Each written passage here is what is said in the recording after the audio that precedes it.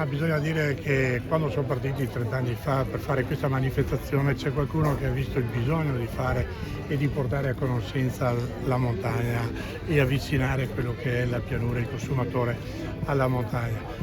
Questi magari che sono veramente delle persone eccezionali che curano il territorio, ma poi oggi siamo qui, siamo in tanti, parliamo di loro e domani tutti si dimenticano dei loro problemi e dei problemi della battaglia. La battaglia è difficile, faticosa, perciò è bello essere su oggi, ma bisogna avere anche il cuore di pensare per loro domani e dopodomani.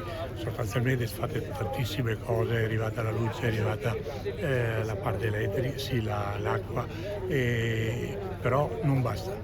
La montagna deve essere sostenuta, i malgari devono essere sostenuti nel loro lavoro che fanno quando portano le loro vacche su in montagna. Le vacche quando vengono in montagna non è che producono il latte che producono in pianura, producono meno, perciò sostanzialmente i loro prodotti devono essere valorizzati e aiutati.